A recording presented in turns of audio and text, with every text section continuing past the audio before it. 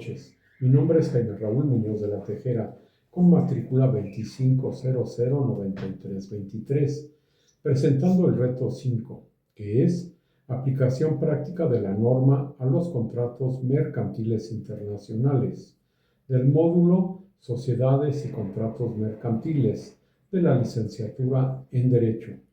El nombre de mi asesor es Alfredo Hernández Pérez. Análisis del caso presentado.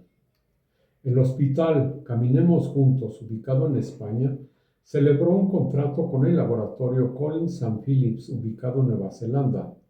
El objeto del contrato fue la adquisición de una caja de material de uso quirúrgico, 10 camas de hospital, 5 máquinas de oxígeno y una caja de apósitos y banditas adhesivas que el laboratorio entregaría al hospital.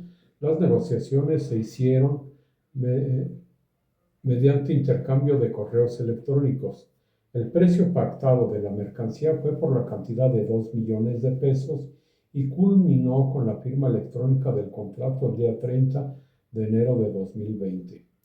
Se estableció como tiempo máximo de entrega de la mercancía 3 meses en el mes de junio de 2020. Al llegar la mercancía, el personal del hospital revisa la entrega y hace las siguientes anotaciones. Se recibió una caja de material de uso quirúrgico, una caja de abatelenguas y aplicadores, 4 máquinas de oxígeno y el embalaje de 3 de las 10 camas del hospital estaban defectuosos. Este caso debe analizarse principalmente desde la Convención de las Naciones Unidas sobre los contratos de compraventa internacional de mercancías de 1980, Convención de Viena, y tendría que ser complementado con la Convención de las Naciones Unidas sobre la utilización de las comunicaciones electrónicas en los contratos internacionales y acudir al Reglamento de Roma I, Reglamento CE 593-2008, a las leyes de Nueva Zelanda y por último a la Ley 34-2002 de 11 de julio de Servicios de la Sociedad de la Información y del Comercio Electrónico de España. En base al caso expuesto de forma argumentada y con fundamentación jurídica de cada una, responderé las siguientes preguntas. 1. ¿Qué tipo de contrato mercantil celebraron las partes? Según el texto de la Convención de las Naciones Unidas sobre los contratos de compra-venta internacional de mercancías, el ámbito de aplicación en su artículo primero, fracción 1, establece que la presente convención se aplicará a los estados que hagan contratos de compraventa de mercancías entre partes que tengan sus establecimientos en estados diferentes. Por ello, las partes celebraron un contrato mercantil internacional, es decir, un contrato mercantil de compraventa internacional de mercancías, mismo que fue celebrado electrónicamente. 2. El contrato se puede considerar de carácter internacional y ¿por qué? Este contrato sí se considera de carácter internacional, ya que el hospital Caminemos Juntos se encuentra ubicado en España y el laboratorio Collins & Phillips está ubicado en Nueva Zelanda y se fundamenta en el mismo artículo primero, fracción primera y tercera de la Convención de las Naciones Unidas sobre los contratos de compraventa internacional de mercancías o mercaderías, donde textualmente se enumera en cada fracción mencionada. La presente convención se aplicará a los contratos de compraventa de mercaderías entre partes que tengan sus establecimientos en estados diferentes. Y la propia convención señala, además, para determinar su aplicación no es relevante la nacionalidad de las partes ni que el contrato sea civil o comercial. ¿Qué tipo de contrato internacional celebrado por medios electrónicos identifiqué? Un contrato electrónico internacional, ya que es un acuerdo de voluntades celebrado por medios electrónicos entre empresas establecidas en diferentes países, mediante el cual se generan derechos y obligaciones de carácter comercial. tiene fundamento en la Convención de las Naciones Unidas sobre la utilización de las comunicaciones electrónicas en los contratos internacionales, en su artículo 8, donde señala el reconocimiento jurídico de las comunicaciones electrónicas, y en su numeral número 1, no se negará la validez ni fuerza ejecutoria a una comunicación o a un contrato por la sola razón de que sea esa comunicación o ese contrato en forma de comunicación electrónica, así como en la Ley 3412 del 11 de julio de España de Servicios de la Sociedad de la Información y del Comercio Electrónico, que en su artículo 23 señala sobre la validez y eficacia de los contratos celebrados por vía electrónica. Y en su numeral 1, los contratos celebrados por vía electrónica producirán todos los efectos previstos por el ordenamiento jurídico cuando concurran el consentimiento y los demás requisitos necesarios para su validez. 4. ¿Qué obligaciones corresponden a cada una de las partes por la suscripción del contrato?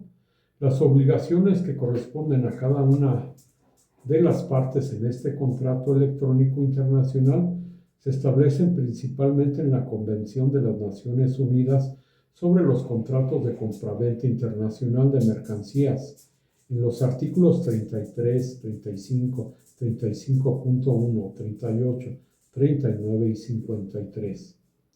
Al laboratorio le corresponden 3 obligaciones principalmente, y son: 1. Entregar exactamente las cantidades y tipos acordados en el contrato, lo cual no se cumplió, al ser solo una entrega parcial, porque solo se cumplió con una parte correctamente, y señalar que además del incumplimiento se realizó una entrega diferente y deficiente, por lo que se entregó una caja de material quirúrgico que fue entregada correctamente, 10 camas de hospital. El caso indica el embalaje defectuoso de 3 de ellas, 4 máquinas de oxígeno, faltando la entrega de una máquina, una caja de abatelenguas y aplicadores, que en lugar de entregar la caja de apósitos y banditas adhesivas, lo que no corresponde a lo pactado. Ante esto existe la falta de conformidad contractual, es decir, que la entrega no cumple con lo acordado en el contrato, infringiendo lo señalado en el artículo 35 de la Convención. 2. Entregar dentro del plazo acordado el contrato, mismo donde se estableció un plazo máximo de 3 meses. El contrato estableció un plazo máximo de 3 meses a partir del 30 de enero de 2020. Este plazo vencía alrededor del 30 de abril. Sin embargo, la mercancía llegó en junio de 2020, sin que existiera una modificación, prórroga o causa justificadamente de este contrato. Por lo tanto, también habría un incumplimiento respecto del plazo de entrega, infringiendo lo señalado en su artículo 33 de la Convención. Y 3. Que las mercancías no estén envasadas o embaladas de forma pactada, ya que es una forma adecuada para conservarlas y protegerlas. En este caso se expone que el embalaje fue defectuoso de 3 de las 10 camas y puede constituir otra falta de conformidad dependiendo de la gravedad del defecto y si afectó a las camas. Por lo tanto, también habría incumplimiento a lo que establece el artículo 35, ya que se exige que las mercancías estén envasadas o embaladas de forma adecuada a lo pactado. Al hospital, por su parte, le corresponden estas obligaciones principalmente. 1. Recibir las mercancías y examinar las mercancías en el plazo más breve posible, atendiendo a las circunstancias, mismas que se establecen en el artículo 38, numeral 1 de la misma Convención. 2. Invocar la falta de conformidad de las mercaderías, comunicando al vendedor, especificando su naturaleza dentro de un plazo razonable, mismas que se establecen en el artículo 39, en el numeral 1 de la Convención. Y 3. Pagar el precio pactado en los términos establecidos del contrato, conforme a lo establecido en el artículo 53 de la misma Convención. 5. Las partes no señalaron legislación alguna, entonces, ¿cuál debe aplicarse? Primero, ante el caso expuesto, debe aplicarse la Convención de las Naciones Unidas sobre los contratos de compraventa internacional de mercancías, porque estamos ante una compraventa de mercancías internacional, ya que las partes se establecen en España y Nueva Zelanda, y ambos países contratantes eran estados parte de la Convención. Por tanto, las partes no se excluyen de la aplicación de la Convención.